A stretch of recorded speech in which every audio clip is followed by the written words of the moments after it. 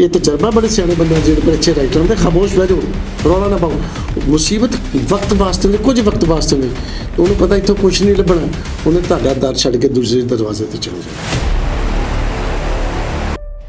जे तो BJP उत्थे जित गई, हो सकता इस चीज़ तो होर भी हवा देन, तो जे उत्थों हार गए फिर ये नवीं चालां भी चलणगे।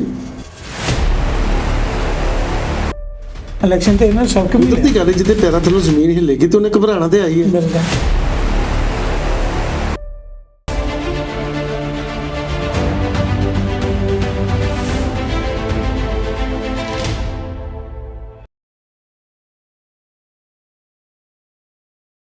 सत श्री अकाल दोस्तों, मैं जसविंदरपाल चैन शान पंजाबी तुहाडा स्वागत है। तो इस समय की सब तो बड़ी चिंता का विषय बनया खालिस्तान मूवमेंट।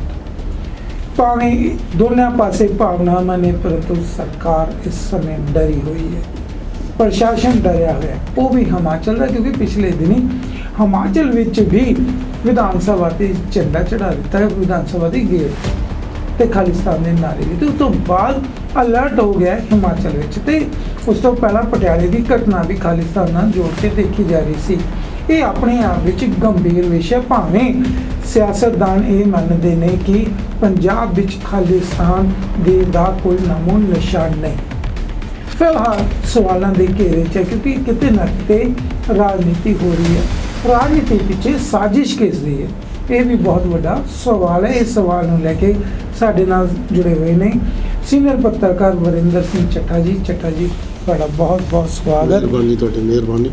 मैंने याद फरमाया चीज़ जे बंदे नूं, हालात तो वाकई बड़े संगीन ने, और दिन ब दिन असी ਜਿਹੜੇ मेन मुद्दे ने उन्हों तो भटका ਲਈ ਲੋਕਾਂ ਨੂੰ ਅਸੀਂ ਨਵੀਆਂ ਛਿਲਤਰਾਂ ਛੱਡਦੇ ਰਹਿੰਦੇ ਵੀ ਜੇ ਅਸੀਂ ਕਿਸੇ ਇਸ ਪਾਸੇ ਜਾਣਾ ਨਹੀਂ, ਜਾਂ ਤੂੰ ਇਧਰੋਂ ਜਾਂ ਇਧਰੋਂ ਸ਼ਾਰਟਕਟ ਜੀ।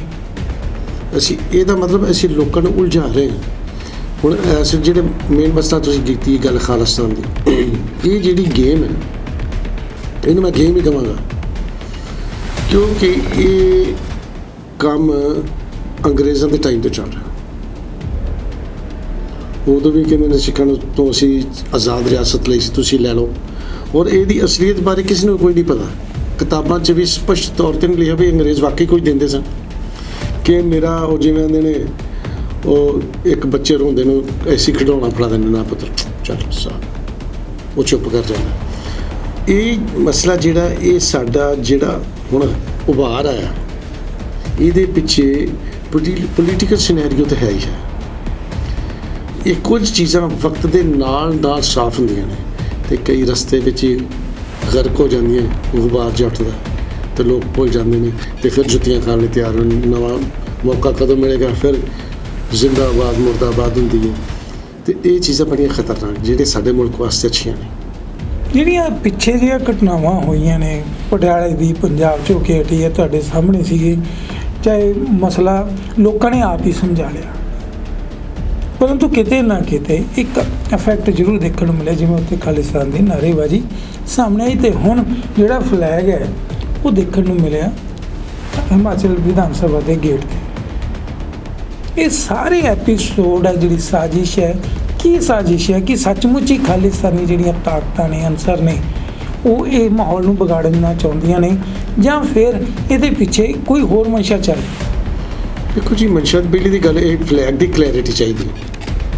किसी ने अज तक खालिस्तान के फ्लैग का बारे साफ तो किते नहीं, फ्लैग है किस तरह का, ਉਹਦੇ ਵਿੱਚ ਕੀ ਖਾਸੀ ਚੀਜ਼ ਹੈ ਜਿਹਦੇ ਵਿੱਚ ਜਦ ਲੱਗਦਾ ਵੀ ਇਹ ਖਾਲਿਸਤਾਨ ਦਾ ਝੰਡਾ ਹੈ।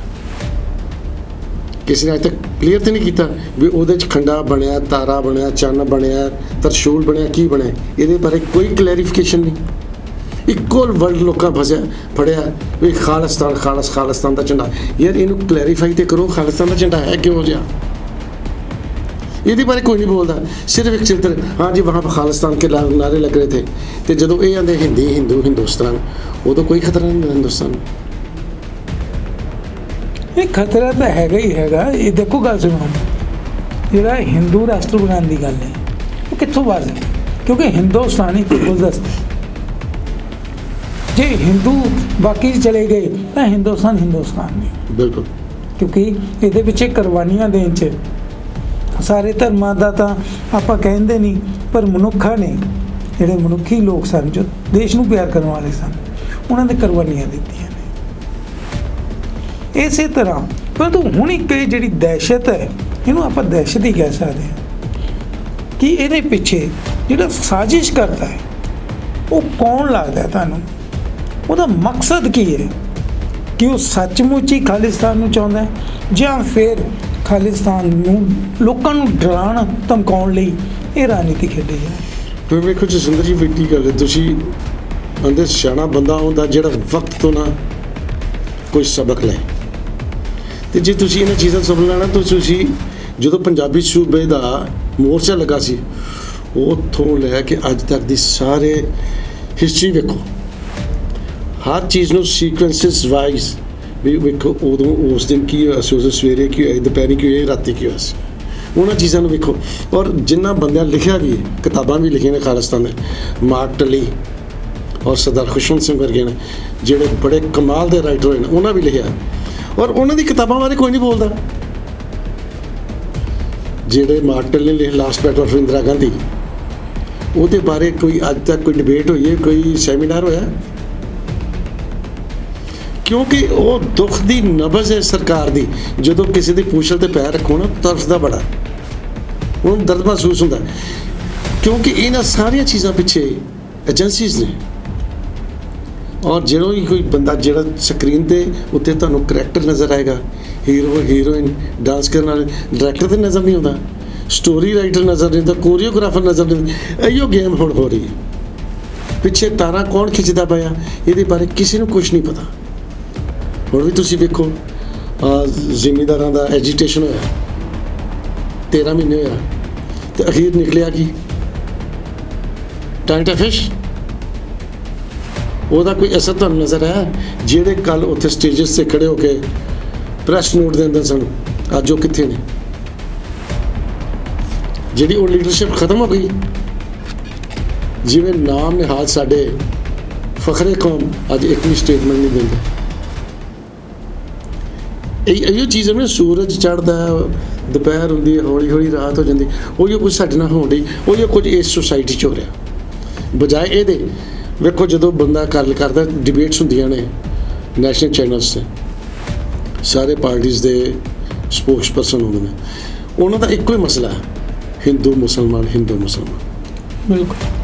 ਤੇ ਜਿਹੜੀ ਵਕਤ ਦੀ ਡਿਮਾਂਡ ਹੈ, ਜਦੋਂ ਬੱਚੇ ਸਪੋਕਸ ਪਰਸਨ ਨੂੰ ਸਵਾਲ ਕਰਦੇ ਨੇ ਵੀ ਸਾਡੇ ਮਸਲੇ ਹੱਲ ਕਦੋਂ ਹੋਣਗੇ, ਸਾਨੂੰ ਮੁਨਾਸਬਤ ਕਦੋਂ ਮਿਲੇਗੀ, ਉਹਦਾ ਜਵਾਬ ਕੋਈ ਵੀ ਨਹੀਂ ਦਿੰਦਾ। ਕੀ ਗੱਲ, ਉਹਦੇ ਜਵਾਬ ਦੇਣ ਵਾਸਤੇ ਚਾਈਨਾ ਤੋਂ ਬੰਦੇ ਹੋਣਗੇ? ਰੂਲ ਤਾਂ ਤੁਸੀਂ ਕਰ ਰਹੇ ਹੋ, ਹਰ ਚੀਜ਼ ਤੁਸੀਂ ਵੇਚੀ ਜਾਓ। ਜੇ ਤੁਸੀਂ ਸਭ ਕੁਝ ਹੀ ਪ੍ਰਾਈਵੇਟ ਸੈਕਟਰ 'ਚ ਲਿਆਉਣਾ ਹੈ, ਵੈਸੇ ਤਾਂ ਵੇਖਿਆ ਜਾਵੇ ਇਸ ਗੇਮ 'ਚ ਬੀਜੇਪੀ ਜ਼ਿਆਦਾ ਬਦਨਾਮ ਹੋ ਗਈ। ਬਿਲਕੁਲ ਬਿਲਕੁਲ। 12 ਜੀ, ਇਹ ਜਿਹੜਾ ਪ੍ਰਾਈਵੇਟਾਈਜੇਸ਼ਨ ਵਾਲੇ ਪਾਸੇ 2002 'ਚ ਜਦੋਂ ਵਾਜਪਾਈ ਸਾਹਿਬ ਸਨ, ਉਦੋਂ ਵੀ ਪ੍ਰਾਈਵੇਟਾਈਜੇਸ਼ਨ ਵਾਸਤੇ ਸੜਕ ਬਣ ਰਹੀ ਸੀ, ਰਸਤਾ ਤਿਆਰ ਹੋ ਰਿਹਾ ਸੀ, ਉਦੋਂ ਲੋਕਾਂ ਨੇ ਗੌਰ ਨਹੀਂ ਫਰਮਾਇਆ। 2000 ਜਦੋਂ ਕਾਂਗਰਸ ਗਵਰਨਮੈਂਟ ਹੋਈ, WHO ਨਾਲ ਇਕਰਾਰਨਾਮਾ ਹੋਇਆ ਸੀ, ਜਦੋਂ 1998 ਤੋਂ 1986 ਤੋਂ 88 ਤੱਕ ਜਿਹੜਾ ਗੈਟ ਸਮਝੌਤਾ ਹੋਇਆ ਸੀ, ਤੇ ਉਹ ਵੀ ਖੇਡ ਤੇ ਗਿਆ ਸੀ ਨਾ। ਹੁਣ ਜਦੋਂ ਪਿਕਚਰ ਬਣਦੀ, ਇੱਕ ਇੱਕ ਸੀਕੁਐਂਸ ਬਣ ਕੇ ਸਾਰੀ ਪਿਕਚਰ ਤਿਆਰ ਹੁੰਦੀ ਹੈ। ਇਹ ਇੱਕ ਪਿਕਚਰ ਤਿਆਰ ਕੀਤੀ ਹੈ। ਹੁਣ ਮੋਹਰਾ ਕੌਣ ਬਣ ਗਿਆ? ਜਿਹੜਾ ਪ੍ਰੈਜ਼ੈਂਟ ਬੰਦਾ। ਜਿਵੇਂ ਭਗਵੰਤ ਮਾਨ ਨੂੰ ਹੁਣ ਲੋਕੀ ਕਹਿੰਦੇ ਤੂੰ ਕਰਦਾ ਕਿ ਨਹੀਂ ਯਾਰ, ਤੁਸੀਂ ਇਸ ਬੰਦੇ ਨੂੰ ਐਡੀ ਛੇਤੀ ਦੋਸ਼ ਕਿਉਂ ਦੇਣ ਦੇ? 70 ਸਾਲ ਦਾ ਤਾਣਾ ਬਾਣਾ ਕਿਤੇ ਇੱਕ ਦਿਨ 'ਚ ਠੀਕ ਹੋ ਜੂ? ਉਹਦਾ ਟਾਈਮ ਤੇ ਲੱਗੇਗਾ ਨਾ। ਇੱਕ ਬੱਚਾ ਜੰਮਦਾ, ਫਿਰ ਰਹਿਣਾ ਸਿੱਖਦਾ, ਫਿਰ ਨਿੱਕੇ ਨਿੱਕੇ ਕਦਮਾਂ ਨਾਲ ਦੌੜਨਾ ਸਿੱਖਦਾ, ਫਿਰ ਕਦੋਂ ਜਵਾਨ ਹੁੰਦਾ ਜਾ ਕੇ? 70 ਸਾਲ ਦੀਆਂ ਕੀਤੀਆਂ ਉਹ 5-7 ਮਹੀਨੇ 'ਚ ਕਿੱਥੋਂ ਸੋਲਵ ਕਰ ਲਏਗਾ? ਉਹਨੂੰ ਕਰਦਾ ਦਿਓ ਕੁਝ। ਇੱਕੋ ਗੱਲ ਜੀ, ਇਹ ਕੇਜਰੀਵਾਲ ਦਾ ਪਿੱਛੇ ਲੱਗ ਕੀ ਹੈ ਨਹੀਂ? ਹਾਂਜੀ ਹੈ ਨਹੀਂ, ਇਸ ਚੀਜ਼ ਨੂੰ ਸਾਫ਼ ਤਾਂ ਹੋਣ ਦਿਓ। ਨਹੀਂ ਹੈ ਨਹੀਂ। ਮੇਰੇ ਤੁਸੀਂ ਇੱਕ ਜਰਨਲਿਸਟ ਹੋ, ਪੁਰਾਣੇ ਜਰਨਲਿਸਟ ਹੋ, ਮੇਰੀ ਗੱਲ ਸੁਣੋ। ਜਿਹੜੇ ਦਾਅਵਾ ਹੈ ਕਿਉਂਕਿ ਉਹਨੂੰ ਡਿਸੀਜਨ ਲੈਣ ਲਈ ਦਿੱਲੀ ਵੱਲ ਧੱਕਣਾ ਪੈ ਰਿਹਾ, ਜਿਵੇਂ ਦੂਸਰੀ ਪਾਰਟੀਆਂ ਕਰਦੀਆਂ ਨੇ। ਦੇਖੋ ਜੀ, ਹੈ ਕਲਚਰ ਕਿ ਨਹੀਂ ਹੈ ਜੀ? ਮੈਨੂੰ ਇਹ ਇੱਕ ਗੱਲ ਦਾ ਜਵਾਬ ਦੇਣਾ, ਜਿਹੜੀ ਵੀ ਨੈਸ਼ਨਲ ਪਾਰਟੀ ਕੇਜਰੀਵਾਲ ਦੀ ਕੋਸ਼ਿਸ਼ ਕਰ ਰਹੇ ਹਨ ਨੈਸ਼ਨਲ ਸਿਨੈਰੀਓ ਤੇ ਹੁੰਦੀ ਜੀ ਕਰ ਰਹੇ ਹਨ, ਉਹਦਾ ਵੀ ਇੱਕ ਸ਼ਾਇਦ ਮੈਂ ਗਲਤ ਹੋਵਾਂ, ਉਹ ਵੀ ਇੱਕ ਖਾਬ ਵੇਖਣ ਡਿਆ ਕੱਲ੍ਹ ਨੂੰ ਮੈਂ ਹਿੰਦੁਸਤਾਨ ਦਾ ਵਜ਼ੀਰ ਆਜ਼ਮ ਬਣਾ, ਪ੍ਰਾਈਮ ਮਿਨਿਸਟਰ ਬਣਾ। ਠੀਕ ਹੈ, ਜਦੋਂ ਐਡੀ ਵੱਡੀ ਖਾਸ਼ ਪਾਲੇਗਾ ਨਾ, ਉਹਨੇ ਆਪਣੇ ਪਿਆਦੇ ਹਰ ਜਗ੍ਹਾ ਛੱਡਣੇ ਨੇ। ਤੁਹਾਡੀ ਗੱਲ ਹੀ ਵੱਡੀ ਗੱਲ ਆ। ਇਹ ਸੈਂਟਰ ਦੇ ਪਿਆਦੇ ਨੇ, ਇਹਨੂੰ ਮੰਨੀਏ ਨਾ ਮੰਨੀਏ, ਇਹ ਆਪਣੀ ਮਰਜ਼ੀ ਨਹੀਂ ਕਰ। ਸਟੇਟ ਮਰਜ਼ੀ ਤਾਂ ਕਰ ਸਕਦੀ ਜੇ ਰੀਜਨਲ ਪਾਰਟੀ ਹੋਵੇ। ਅਕਾਲੀ ਦਲ ਕਿਉਂ ਆਪਣੀ ਮਰਜ਼ੀ ਕਰਦਾ ਸੀ? ਕਿ ਉਹ ਇੱਕ ਸਟੇਟ ਪਾਰਟੀ ਸੀ। ਬਿਲਕੁਲ। ਹੁਣ ਆਪਾਂ ਅਕਾਲੀਆਂ ਨੂੰ ਨਿੰਦਦੇ ਹਾਂ, ਪਰ ਜਿਹੜੇ ਉਹਨਾਂ ਕੰਮ ਵੀ ਕੀਤੇ ਉਹਨਾਂ ਨੂੰ ਵੀ ਥੋੜ੍ਹਾ ਜਿਹਾ ਯਾਦ ਰੱਖਣਾ ਚਾਹੀਦਾ। ਜਿਵੇਂ ਛੋਟੀ ਜਿਹੀ ਗੱਲ ਟੌਪਿਕ ਤੋਂ ਬਾਹਰ ਥੋੜ੍ਹਾ ਜਿਹਾ ਫਿਰ ਮੈਂ ਵਾਪਸ ਆਵਾਂਗਾ। ਲੋਕੀ ਗੁਰਦਾਸ ਮਾਨ ਨੂੰ ਗਾਲਾਂ ਕੱਢਦੇ ਵੀ ਜੋ ਨੇ ਉਹ ਕਹਿਤਾ, ਉਹ ਗੱਲ ਮੈਂ ਇੱਥੇ ਨਹੀਂ ਦੁਹਰਾਉਣਾ ਚਾਹੁੰਦਾ ਕਿ ਉਹ ਬੰਦਾ ਬੜਾ ਜ਼ਹੀਨ ਆਰਟਿਸਟ ਹੈ, ਕਮਾਲ ਦਾ ਆਰਟਿਸਟ ਹੈ। ਗਾਲਾਂ ਕੱਢਣ ਵਾਲੇ ਕੱਢ, ਮੇਰੇ ਵਰਗਾ ਨੂੰ ਮਾੜਾ ਕਹਿ ਰਿਹਾ, ਪਰ ਮੈਂ ਆਪਣੀ ਔਕਾਤ ਕਿਉਂ ਨਹੀਂ ਵਹਿੰਦਾ ਵੀ ਜਿਸ ਨਾਲ ਉਸ ਬੰਦੇ ਨੇ ਕੰਮ ਕੀਤਾ 40 42 45 ਸਾਲ ਪੰਜਾਬੀ ਵਾਸਤੇ, ਕਿਸੇ ਹੋਰ ਨੇ ਕੀਤਾ ਨਹੀਂ ਕੀਤਾ ਹੈ। ਉਸ ਚੀਜ਼ ਨੂੰ ਅਸੀਂ ਕਿਉਂ ਨਜ਼ਰਅੰਦਾਜ਼ ਕਰ ਰਹੇ ਹਾਂ? ਉਹੀ ਉਰਦੂ ਦਾ ਸ਼ੇਰ है ना, भाई मैं जानता हूँ मेरी औकात क्या है और ये भी जानता हूँ तू क्या है। क्या बात है। ਤੇ ਸਵਾਲ ਆਪਾਂ ਦੁਬਾਰਾ ਹੀ ਉਧਰ ਆ ਜਾਂਦੇ ਹਾਂ ਕਿ ਵਿਸ਼ਾ ਉਹ ਵੀ ਗੰਭੀਰ ਵੀ ਇਹ ਤੁਸੀਂ ਸਵਾਲ ਕੀਤਾ ਸੀ ਕਿ ਬੀਜੇਪੀ ਬਦਨਾਮ 'ਚ ਸਭ ਤੋਂ ਵੱਡੀ ਇਹ ਹੈ। ਮੋਦੀ ਪਾਰਟੀ ਬਣ ਗਈ ਖਾਲਿਸਤਾਨ ਦੇ ਮੁੱਦੇ ਤੇ। ਉਹਦਾ ਉਦੇਸ਼ ਹੈ ਜਿਹੜਾ ਸਾਫ਼ ਝਲਕਦਾ, ਕਿਉਂਕਿ ਹਿਮਾਚਲ ਦੀ ਇਲੈਕਸ਼ਨ ਕਿ ਇਹ ਵੀ ਸਵਾਲ ਹੈ। ਇਹ ਸਵਾਲ ਨੂੰ ਕਿੱਦਾਂ ਦੇਖਦੇ? ਇਹ election scenario it is political vendetta. ਤੁਸੀਂ ਵੀ ਸਮਝਦੇ ਹੋ ਇਹ ਚੀਜ਼ਾਂ ਉਦੋਂ ਹੀ ਕਿਉਂ ਹੁੰਦੀਆਂ ਜਦੋਂ ਕਿਸੇ ਸਟੇਟ ਵਿੱਚ ਇਲੈਕਸ਼ਨ ਹੁੰਦੀ, ਪਹਿਲਾਂ ਕਿਉਂ ਹੁੰਦੀ? ਹੁਣ ਜਿਵੇਂ ਫਿਰ ਆਪਾਂ ਅੱਗੇ ਪਿੱਛੇ ਜਾਂਦੇ ਵੀ 3 ਮਹੀਨੇ ਪਹਿਲਾਂ ਜਦੋਂ ਇਲੈਕਸ਼ਨ ਸੀ, 3 ਮਹੀਨੇ ਦਾ ਉਹ ਟਾਈਮ ਸੀ, ਉਦੋਂ ਡੀਜ਼ਲ ਔਰ ਪੈਟਰੋਲ ਦਾ ਰੇਟ ਕਿਉਂ ਨਹੀਂ ਵਧਿਆ? ਆਫਟਰ 10 ਮਾਰਚ ਇੱਕਦਮ ਹੀ ਅਗਲੇ ਦਿਨ ਫਿਰ ਵਧਣਾ ਸ਼ੁਰੂ ਹੋ ਗਿਆ ਕਿ ਉਹ ਕੀ ਖੇਡ ਸੀ? ਉਹਦਾ ਕੋਈ ਜਵਾਬ ਨਹੀਂ ਦਿੰਦਾ। बीजेपी वाले उस चीज़ से खामोश होते ये जी यूक्रेन की लड़ाई या यूक्रेन की लड़ाई का ਹੁਣ ਵੇਖੋ यूक्रेन लड़ाई हुई है, ਉਹਦਾ ਅਸਰ ਇਫੈਕਟ ਹੈ ਹੀ ਹੈ, ਫਾਈਨੈਂਸ਼ੀਅਲੀ ਇਫੈਕਟ ਪੈਣਾ। ਚਲੋ ਉਹਨਾਂ ਦੀ ਆਬਾਦੀ ਕਿੰਨੀ? ਅਸੀਂ 160 ਕਰੋੜ ਹੋ ਗਏ ਆਫ ਦੇ ਰਿਕਾਰਡ। ਇਹ ਅਜੇ 130 35 ਦੇ ਚੱਕਰ 'ਚ ਹੀ ਫਿਰਦੇ ਨੇ। ਜੇ ਨਵਾਂ ਸੈਂਸਸ ਹੋਵੇ ਸ਼ਾਇਦ ਅਸੀਂ 160 ਤੋਂ ਵੀ ਕ੍ਰੋਸ ਕਰ ਜਾਈਏ। ਅਸੀਂ ਉਹਦੇ ਬਾਰੇ ਤਾਂ ਨਹੀਂ ਕਦੇ ਸੋਚਿਆ। ਔਰ ਵਾਹ ਸਟੇਟਮੈਂਟਾਂ ਦੇਵਾਂਗੇ ਹਿੰਦੂ 6 ਬੱਚੇ ਪੈਦਾ ਕਰੋ। ਯਾਰ ਅਗਲਿਆਂ ਨੂੰ ਤਾਂ ਰੋਟੀ ਨਹੀਂ ਲੱਭਦੀ, ਤੁਸੀਂ ਕਿਉਂ ਹੋਰ ਭੁੱਖਮਰੀ ਬਣਾਉਂਦੇ ਹੋ ਯਾਰ? ਬਿਲਕੁਲ ਹਿੰਦੂ ਵੀ ਸਹਿਮਤ ਨਹੀਂ ਹੁੰਦਾ ਇਸ ਮੁੱਦੇ। ਬਿਲਕੁਲ ਸਿਆਣੇ ਨਹੀਂ ਬੱਚੇ, ਜਿਹਨੂੰ ਪਤਾ ਮੇਰਾ ਬੱਚਾ ਹਿੰਦੂ ਕੀ ਹਰੇਕ ਵਰਗੀ ਸਿਆਣਾ ਅੱਜ ਕੱਲ੍ਹ ਪੜ੍ਹ ਲਿਖਿਆ ਸਿਆਣਾ ਹੀ ਹੈ। ਹੁਣ ਇਹ ਥੋੜ੍ਹੀ ਜਿਹੀ ਅਵੇਅਰਨੈਸ ਹੀ ਵਾਰੀ ਇੱਕ ਕਹਿੰਦੇ ਨੇ ਸ਼ਵਾਰ ਵਰਲਡ ਹੁੰਦਾ ਹੈ। ਸ਼ਵਾਰ ਦਾ ਇੱਕ ਨਾ ਚਿੰਨ੍ਹ ਵੀ ਰੋਸ਼ਨੀ ਔਰ ਦਸਣੀ ਉਹ ਰੋਸ਼ਨੀ ਵੇਖੀ ਸ਼ਵਾਰ ਦੀ ਉਮੀਦ ਹੈ ਵੀ ਬੱਚੇ ਪੜ੍ਹ ਗਏ ਨੇ, ਅੱਗੇ ਨੂੰ ਐਜੂਕੇਸ਼ਨ ਐਵਰੇਜ ਵਧ ਰਹੀ ਹੈ, ਰੇਸ਼ੋ ਵਧ ਰਹੀ ਹੈ। ਹੁਣ ਹਰ ਬੱਚਾ ਕਮਾਲ ਦਾ ਸਵਾਲ ਕਰਦਾ ਔਰ ਜਿਹਦਾ ਸਾਡੇ ਕੋਲ ਜਵਾਬ ਹੈ ਨਹੀਂ, ਕਿਉਂਕਿ ਇਹਨੂੰ ਭਾਵੇਂ ਤੁਸੀਂ ਜਨਰੇਸ਼ਨ ਗੈਪ ਕਹਿ ਲਓ, ਚਾਹੇ ਵਕਤ ਦਾ ਤਕਾਜ਼ਾ ਕਹਿ ਲਓ। ਹੁਣ ਮੇਰੇ ਵਰਗਾ ਅਨਪੜ੍ਹ ਬੰਦਾ ਹੁਣ ਅੱਜ ਦੇ ਬੱਚਿਆਂ ਨੂੰ ਕੀ ਸਮਝਾਏਗਾ? ਮੈਂ ਉਹਨਾਂ ਤੋਂ ਕੁਝ ਸਿੱਖਣ ਦੀ ਕੋਸ਼ਿਸ਼ ਕਰਾਂਗਾ। ਉਹਨਾਂ ਜੋ ਕੰਪਿਊਟਰ ਦਾ ਟੀਵੀ ਦਾ ਜਾਂ ਜੇ ਆਪਣਾ ਮੋਬਾਈਲ ਬਾਰੇ ਪਤਾ ਹੈ, ਜੋ ਉਹਨਾਂ ਦੀ ਵਾਕਫੀਅਤ ਮੇਰੀ ਹੈ ਨਹੀਂ। ਬਿਲਕੁਲ। ਹੁਣ ਜੇ ਮੈਂ ਆਖਾਂ ਮੈਂ ਬੜਾ ਸਿਆਣਾ ਉਮਰਲਾਜ਼ ਬੰਦਾ ਸਿਆਣਾ ਨਹੀਂ ਹੁੰਦਾ ਜੀ। ਤਜਰਬਾ ਬੜੀ ਚੀਜ਼ ਹੁੰਦਾ ਹੈ। ਆਂਦੇ ਕੁਛ तो ले सबक मेरे तजर्बे से आ रकीब 2-4 साल तुझसे फिर भी बड़ा हूँ। क्या बात है। कोई तजर्बे करो कुछ कीते कराए लो। ਤੇ ਮੇਰਾ ਸਵਾਲ ਉੱਥੇ ਹੀ ਹੈ ਆਪਾਂ ਫਿਰ ਕਿ ਇਸ ਸਮੇਂ ਜਿਹੜੀ ਬੀਜੇਪੀ ਹੈ ਹਿੰਦੂ ਰਾਸ਼ਟਰ ਦਾ ਨਾਮ ਲੈ ਕੇ ਪ੍ਰਚਾਰ ਕਰਦੀ ਹੈ ਯੂਪੀ ਵਿੱਚ, ਉਹਦੀ ਜੋ ਦਹਿਸ਼ਤਗਰਦੀ ਹੈ ਘੱਟ ਗਿਣਤੀਆਂ ਤੇ ਉਹ ਤਾਂ ਹੈ ਹੀ ਹੈ, ਪਰੰਤੂ ਕੀ ਬੀਜੇਪੀ ਪੰਜਾਬ ਵਾਸਤੇ ਖਤਰਨਾਕ ਹੋ ਰਹੀ ਹੈ ਖਾਲਿਸਤਾਨ ਮੁੱਦੇ ਤੇ? ਤੁਹਾਨੂੰ ਲੱਗਦਾ ਕਿ ਇਹਦਾ ਭਵਿੱਖ ਜਿਹੜਾ ਹੈ ਪੰਜਾਬ ਨੂੰ ਦੁਆਰਾ ਭੁਗਤਣਾ ਪੈ ਸਕਦਾ? ਜੇ ਆਪਾਂ ਬੀਜੇਪੀ ਦੇ ਸਿਨੈਰੀਓ ਨੂੰ ਦੇਖੀਏ, ਹਿੰਦੂ ਰਾਸ਼ਟਰ ਦੇ ਸਵਾਲ ਨੂੰ ਦੇਖੀਏ, ਮਸਲਾ ਇਸ ਗੱਲ ਦਾ ਜਿਹੜਾ ਵੀ ਜਦੋਂ ਰੂਲਰ ਹੁੰਦਾ ਨਾ, ਤੁਸੀਂ ਪੜ੍ਹੇ ਲਿਖੇ ਹੋ, ਜਦੋਂ ਵੀ ਕੋਈ ਰੂਲ ਕਰਦਾ ਨਾ, ਫਰਜ਼ ਕਰੋ ਕੱਲ੍ਹ ਨੂੰ ਤੁਸੀਂ ਪ੍ਰਾਈਮ ਮਿਨਿਸਟਰ ਬਣ ਜਾਂਦੇ ਹੋ, ਜਦੋਂ ਤੁਸੀਂ 2 ਬੰਦੇ ਤੁਹਾਡੇ ਕੋਲ ਆਉਂਦੇ ਨੇ, ਜਸਵਿੰਦਰ ਜੀ ਮੇਰਾ ਇਹ ਕੰਮ ਹੈ ਤੇ ਦੂਜਾ ਕਹਿੰਦਾ ਮੇਰਾ ਇਹ ਕੰਮ ਤੁਸੀਂ ਦੋਵਾਂ ਦੇ ਤੇ ਕਰ ਨਹੀਂ ਸਕਦੇ। ਇੱਕ ਦਾ ਕਰੋਗੇ ਨਾ ਤੇ ਦੂਜਾ ਨਾਰਾਜ਼ ਹੋਇਆ। ਇਹ ਪੋਲੀਟਿਕਸ ਜਿਹੜੀ ਗੇਮ ਹੈ ਨਾ, ਐਡੀ ਗੰਦੀ ਹੈ ਨਾ, ਇਹ ਨਾ ਪੱਲੇ ਤੇ ਕਿਸੇ ਤੇ ਕੱਖ ਨਹੀਂ ਪਾਣਾ, ਸਿਰਫ ਆਪਣੇ ਅਸੈਟਸ ਵਧਾਉਣੇ ਨੇ। ਹੁਣ ਗੱਲ ਫਿਰ ਗੱਲ ਬਾਹਰ ਨਿਕਲ ਜਾਂਦੀ ਹੈ ਨਾ ਵੀ ਤੁਸੀਂ ਕਿੰਨੇ ਖਤਰਨਾਕ ਯਾਰ ਮੁਲਕ ਦਾ ਕਿੰਨੇ ਕਰੋੜ ਬੰਦਾ ਰਾਤੀ ਭੁੱਖਾ ਸੌਂਦਾ, ਉਹਦੇ ਬਾਰੇ ਕਿਸੇ ਟੀਵੀ ਨੇ ਡਿਬੇਟ ਕੀਤੀ ਹੈ? ਕਿੰਨੀਆਂ ਬੱਚੀਆਂ ਨਾਲ ਰੇਪ ਹੁੰਦਾ, ਉਹਦੇ ਬਾਰੇ ਕਦੀ ਕਿਸੇ ਨੇ ਦੱਸਿਆ? ਕਿੰਨੇ ਬੰਦੇ ਟੀਬੀ ਨਾਲ ਮਰਦੇ, ਐਕਸੀਡੈਂਟਸ ਮਾਰਦੇ, ਉਹਦੇ ਬਾਰੇ ਇੱਕੋ ਕੰਮ ਹੈ ਕੋਵਿਡ ਆ ਰਿਹਾ। ਕੋਵਿਡ ਜੀ ਮਾਸਕ ਪਾਓ ਯਾਰ ਇਹ ਗੇਮ ਕੀ ਹੈ? ਤੁਹਾਡੇ ਸਾਹਮਣੇ ਇੱਕ ਜ਼ਾਰਾ ਹਕੀਕਤ ਹੈ। 13 ਮਹੀਨੇ ਜ਼ਿਮੀਂਦਾਰ ਬੈਠੇ ਰਹੇ ਦਿੱਲੀ, ਉਹਨਾਂ 'ਚ ਕੋਈ ਕੋਵਿਡ ਨਾਲ ਮਰਿਆ ਸੀ? ਤੇ ਇੱਥੇ ਜਿੰਨੇ ਨੂੰ ਇੰਜੈਕਸ਼ਨ ਉਹਨਾਂ 'ਚ ਕੋਈ ਮਰ ਵੀ ਗਏ, ਉਹਦੇ ਬਾਰੇ ਗਵਰਨਮੈਂਟ ਦੀ ਕੀ ਕਲੈਰੀਫਿਕੇਸ਼ਨ ਹੈ? ਨਹੀਂ, ਮੇਰਾ ਸਵਾਲ ਉੱਥੇ ਹੀ ਖੜਾ ਹੈ ਕਿ ਪੰਜਾਬ ਦਾ ਜਿਹੜਾ ਭਵਿੱਖ ਹੈ ਕਿਤੇ ਡਿਸਟਰਬ ਹੋਣ ਵਾਲਾ ਤਾਂ ਨਹੀਂ, ਰੱਬ ਮਿਹਰ ਕਰੇ ਡਿਸਟਰਬ ਨਹੀਂ ਹੁੰਦਾ। ਇਹ ਜਿਹੜੇ ਹੁੰਦੇ ਨਾ ਆਂਦੇ ਮੌਸਮ ਬਦਲਦੇ ਨੇ, ਕਦੀ ਜਨਵਰੀ ਦਾ ਮਹੀਨਾ ਦਾ, ਫਰਵਰੀ, ਮਾਰਚ, ਅਪ੍ਰੈਲ, ਮਈ, ਜੂਨ, ਜੁਲਾਈ ਸਖਤ ਹੁੰਦੇ ਨੇ। ਇਹ ਵਕਤ ਚੱਲਦਾ ਰਹਿੰਦਾ।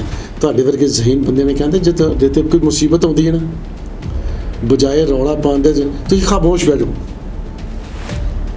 ਇਹ ਤਜਰਬਾ ਬੜੇ ਸਿਆਣੇ ਬੰਦੇ ਜਿਹੜੇ ਬੜੇ ਅੱਛੇ ਰਾਈਟਰ ਹੁੰਦੇ, ਖਾਮੋਸ਼ ਬਹਿ ਜਾਓ, ਰੌਲਾ ਨਾ ਪਾਓ। ਮੁਸੀਬਤ ਵਕਤ ਵਾਸਤੇ ਹੁੰਦੀ, ਕੁਝ ਵਕਤ ਵਾਸਤੇ ਹੁੰਦੀ। ਉਹਨੂੰ ਪਤਾ ਇੱਥੋਂ ਕੁਛ ਨਹੀਂ ਲੱਭਣਾ, ਉਹਨੇ ਤੁਹਾਡਾ ਦਰ ਛੱਡ ਕੇ ਦੂਸਰੇ ਦਰਵਾਜ਼ੇ 'ਤੇ ਚਲੇ ਜਾਣਾ। ਇਸ ਚੀਜ਼ ਨਾਲ ਸਹਿਮਤ ਹੋਣਾ। ਤੇ ਇਹ ਮੂਵਮੈਂਟਸ ਹੁਣ ਹਿਸਟਰੀ ਪੜ੍ਹੋ ਯਾਰ, ਕੀ ਕੁਝ ਇਸ ਪੰਜਾਬ 'ਤੇ ਹੁੰਦਾ ਰਿਹਾ। ਕਿਸੇ ਦਾ ਸਦੀ ਵੀ ਅਸਰ ਰਿਹਾ, ਜਿਸਮਾਨੀ ਨੁਕਸਾਨ ਹੁੰਦੇ ਨੇ, ਕਿਸੇ ਦਾ ਭਰਾ ਮਰ ਗਿਆ, ਭੈਣ ਮਰ ਗਈ। ਇਹ ਤਾਂ ਬਹੁਤ ਖਤਰਨਾਕ ਹੁੰਦਾ ਹੈ ਕਿਉਂਕਿ ਅਸੀਂ ਚੱਲੇ, ਪੰਜਾਬ ਨੇ ਚੱਲੇ। ਤੁਸੀਂ ਤੁਹਾਡੀ ਕਲਮ ਨੇ ਇਹਨੂੰ ਖੂਬਸੂਰਤ ਕਿਤਾਬ ਦਾ ਰੂਪ ਵੀ ਦਿੱਤਾ, ਕਈ ਵਿਚਾਰ ਲੇਖ ਵੀ ਲਿਖੇ ਨੇ ਤੁਸੀਂ ਨੇ। ਪਰੰਤੂ ਮੇਰਾ ਸਵਾਲ ਫਿਰ ਉੱਥੇ ਜਿਹੜੇ ਕਿ ਦਰਸ਼ਕ ਸਾਫ਼ ਸ਼ਬਦਾਂ 'ਚ ਸਮਝਣਾ ਚਾਹੁੰਦੇ ਨੇ ਤੁਹਾਡੇ ਤੋਂ ਕਿ ਖਾਲਿਸਤਾਨ ਦਾ ਜਿਹੜੀ ਮੁੱਦੇ ਨੂੰ ਪ੍ਰਚਾਰਿਆ ਜਾ ਰਿਹਾ ਕਿ ਪੰਜਾਬ ਦਾ ਭਵਿੱਖ ਖਤਰਨਾਕ ਦੌਰ 'ਚ ਜਾਏਗਾ ਜਾਂ ਸਿਰਫ ਇੱਕ ਇਲੈਕਸ਼ਨਾਂ ਤੱਕ ਹੈ ਕਿ ਸੱਤਾ ਹਾਸਲ ਕਰਨ ਦੇ ਪਿੱਛੇ ਹੀ ਡਰਾਮੇਬਾਜ਼ੀ ਹੈ। ਇਹ ਤੁਹਾਡੀ ਗੱਲ ਹੀ ਵੱਡੀ ਗੱਲ ਹੈ। ਇਹ ਸਿਰਫ ਨਾ ਪੋਲੀਟੀਕਲ ਸਿਨੈਰੀਓ 'ਤੇ ਰੌਲਾ ਪੈਣ ਡਿਆ, ਇਲੈਕਸ਼ਨ ਹੋਣ ਦਿਓ, ਇਹ ਤੋਂ ਬਾਅਦ ਕਿਸੇ ਨੇ ਕੋਈ ਗੱਲ ਨਹੀਂ ਕਰਨੀ। ਜੇ ਤੇ ਬੀਜੇਪੀ ਉੱਥੇ ਜਿੱਤ ਗਈ, ਹੋ ਸਕਦਾ ਇਸ ਚੀਜ਼ ਤੋਂ ਹੋਰ ਵੀ ਹਵਾ ਦੇਣ, ਤੇ ਜੇ ਉੱਥੋਂ ਹਾਰ ਗਏ ਫਿਰ ਇਹ ਨਵੀਆਂ ਚਾਲਾਂ ਵੀ ਚੱਲਣਗੇ। ਯਾਰ ਇਹ ਸਟੇਟ ਵੀ ਸਾਡੇ ਹੱਥੋਂ ਹੋਏਗੀ, ਪੰਜਾਬ ਨਹੀਂ, ਕੱਲ੍ਹ ਨੂੰ ਹਰਿਆਣਾ ਦਾ ਡਰ ਵੀ ਆਇਆ ਨਾ, ਹੁਣ ਹਿਮਾਚਲ ਦਾ ਵੀ ਆ ਗਿਆ। ਹਿਮਾਚਲ ਜਿੱਥੇ 4 ਸੀਟਾਂ ਹਾਰ ਗਈ ਬੀਜੇਪੀ, 3 ਵਿਧਾਨ ਸਭਾ ਹਾਰ ਗਈ ਸੀ, ਇੱਕ ਉਹਦੇ ਕਰਕੇ ਜਿਹਦਾ ਇਲੈਕਸ਼ਨ ਤੇ ਇਹਨਾਂ ਸਭ ਕੁਝ ਕੁਦਰਤੀ ਗੱਲ ਹੈ। ਜਿੱਦੇ ਪੈਰਾਂ ਥੱਲੋਂ ਜ਼ਮੀਨ ਹਿੱਲੇਗੀ ਤੇ ਉਹਨੇ ਘਬਰਾਉਣਾ ਤੇ ਆਈ ਹੈ। ਯਾਰ ਮੈਂ ਰੋਟੀ ਖਾਂਦਾ ਹਾਂ, 4 ਚੋਂ ਇੱਕ ਰਹਿ ਗਈ ਹੈ, ਤੇ ਇੱਕ ਵੀ ਨਾ ਜਾਂਦੀ ਰਹੇ। ਉਹ ਕੋਸ਼ਿਸ਼ ਤੇ ਕਰੇਗਾ ਸੱਜੇ ਖੱਬੇ ਹੱਥ ਮਾਰਨ ਦੀ, ਵੀ ਹਾਲਾਤ ਠੀਕ ਕਰਾਂ। ਕਿਸ ਤਰ੍ਹਾਂ ਹੋ ਸਕਦਾ? ਸ਼ਰਾਰਤੀ ਬੰਦਾ ਹਮੇਸ਼ਾ ਸ਼ਰਾਰਤ ਬਾਰੇ ਸੋਚੇਗਾ। ਤੁਹਾਡੀ ਗੱਲ ਹੀ ਵੱਡੀ ਕਰਨਾ ਵੀ ਇਸ ਗੇਮ ਨੂੰ ਨਾ ਕਰਕੇ ਆਂਦੇ ਨੇ ਮੈਜੋਰਿਟੀ ਹਮੇਸ਼ਾ ਮਾਈਨੋਰਿਟੀ ਨੂੰ ਖਾਂਦੀ ਹੈ। ਬਿਲਕੁਲ, ਇਹ ਬਹੁਤ ਵੱਡੀ ਹਕੀਕਤ ਹੈ। ਇਹ ਅੱਜ ਦੀ ਗੱਲ ਨਹੀਂ। ਹੁਣ ਜਦੋਂ ਪਾਕਿਸਤਾਨ ਹਿੰਦੁਸਤਾਨ ਬਣਿਆ ਸੀ, ਉਹਦੇ 'ਚ 10 ਲੱਖ ਬੰਦੇ ਦਾ ਕਤਲ ਹੋਇਆ ਸੀ, ਜਿਹਦੇ 'ਚ ਮੇਰੇ ਫਾਦਰ ਸਾਹਿਬ ਆਏ ਸਨ। ਇਹਨਾਂ ਦੀ ਫੈਮਿਲੀ 4 ਬੰਦੇ ਸਨ, ਇੱਕ ਭੈਣ ਸੀ। ਮੇਰੇ ਫਾਦਰ ਸਾਹਿਬ ਇਕੱਲੇ ਹੀ ਹਿੰਦੁਸਤਾਨ 'ਚ ਆਏ, 4 ਉੱਧਰ ਰਹਿ ਗਏ ਸੀ। ਦਾਦਾ ਜੀ ਨੂੰ ਹਾਰਟ ਅਟੈਕ ਹੋਇਆ, ਚਾਚਾ ਜੀ ਦਾ ਕਤਲ ਹੋ ਗਿਆ, ਇੱਕ ਚਾਚਾ ਮੇਰੇ ਫਾਂਸੀ ਆ ਗਿਆ। ਸਾਡਾ ਘਰ ਖਰਾਬ ਹੋ ਗਿਆ, ਉੱਜੜ ਗਿਆ ਵਾਲੀ ਗੱਲ। ਜਿਨ੍ਹਾਂ ਨੇ ਭਾਜੀ ਉਹ ਦਰਦ ਮਹਿਸੂਸ ਕੀਤਾ, ਆਪਣੇ ਪਿੰਡੇ ਦੇ ਹੰਡਾਇਆ, ਤੁਸੀਂ ਉਹਨਾਂ ਨੂੰ ਬਾਰੇ ਵੇਖੋ। ਮੇਰੇ ਫਾਦਰ ਸਾਹਿਬ ਕਈ ਵਾਰੀ ਰਾਤੀ ਉੱਠ ਕੇ ਰੋਂਦੇ ਹੁੰਦੇ ਸਨ, ਕਹਿੰਦੇ ਮੇਰੀ ਭੈਣ ਏਡੀ ਸੋਹਣੀ ਮਰ ਗਈ ਸੀ ਉੱਥੇ। ਜਿਨ੍ਹਾਂ ਦੇ ਮਰੇ ਨੇ ਉਹਨਾਂ ਨੂੰ ਪੁੱਛੋ। ਚਾਹੀਦਾ ਇਹ ਹੈ, ਇੱਕ ਬਹੁਤ ਵੱਡਾ ਦਰਦ ਹੈ ਜੇ ਸਮਝਿਆ ਜਾਵੇ। ਅਸੀਂ ਵੀ 1947 ਦਾ ਦਰਦ ਹੋਵੇ, 1984 ਦਾ ਦਰਦ ਹੋਵੇ, ਜਾਂ ਫਿਰ ਦਰਦ ਹੋਵੇ ਉਹ ਕਾਲੇ ਦੌਰ ਦਾ ਜੋ ਪੰਜਾਬ ਨੇ ਭੁਗਤਿਆ, ਜਿਹਦਾ ਭੁਗਤ ਵੀ ਅੱਜ ਅਸੀਂ ਕਰਜ਼ੇ ਦੇ ਰੂਪ 'ਚ ਰਹੇ ਹਾਂ। ਉਹਨਾਂ ਲੋਕਾਂ ਦਾ ਪੁੱਛ ਰਹੇ ਜਿਨ੍ਹਾਂ ਦੇ ਮੁੱਠਭੇੜਾਂ 'ਚ ਮਾਰੇ ਗਏ, ਫਰਜ਼ੀ ਮੁੱਠਭੇੜਾਂ 'ਚ ਮਾਰੇ ਗਏ। ਉਹ ਸਵਾਲ ਅੱਜ ਵੀ ਖੜਾ, ਇਹੀ ਸਾਨੂੰ ਡਰਾਉਂਦਾ। ਪਰ ਸਿਆਸਤਦਾਨ ਇਸ 'ਤੇ ਚੁੱਪ ਨਹੀਂ ਰਹਿੰਦਾ। ਉਹ ਆਪਣੀ ਸਿਆਸਤ ਦਾ ਤੀਰ ਸਿਰਫ ਸੱਤਾ ਹਾਸਲ ਕਰਨ ਲਈ ਹੀ ਵਰਤਦਾ ਹੈ। ਇਸ ਬਾਰੇ ਸਾਨੂੰ ਸਾਰਿਆਂ ਨੂੰ ਖੁਦ ਜਾਗਰੂਕ ਹੋਣਾ ਪਏਗਾ ਤੇ ਖੁਦ ਚਿੰਤਨ ਕਰਨਾ ਪਏਗਾ, ਕਿਉਂਕਿ ਨੌਜਵਾਨ ਪੀੜ੍ਹੀ ਹੁਣ ਕਿਸੇ ਧਰਮ ਦੀ ਆਵਾਜ਼ ਨਹੀਂ ਪੁੱਛਦੀ। ਉਹ ਸਿਰਫ ਇਹੀ ਪੁੱਛਦੀ ਹੈ, ਸਾਡੇ ਲਈ ਕੀ ਕਰੋਗੇ, ਸਾਡਾ ਭਵਿੱਖ ਸੁਰੱਖਿਅਤ ਕਿਵੇਂ ਰਹੇਗਾ। ਇਸੇ ਸਵਾਲ ਨਾਲ ਮੈਨੂੰ ਦਿਓ ਇਜਾਜ਼ਤ। ਤੁਸੀਂ ਦੇਖਦੇ ਰਹੋ ਚੈਨਲ ਸ਼ਾਨ ਪੰਜਾਬੀ, ਮਾਂ ਪੰਜਾਬ ਦਾ। ਧੰਨਵਾਦ। Thank you sir.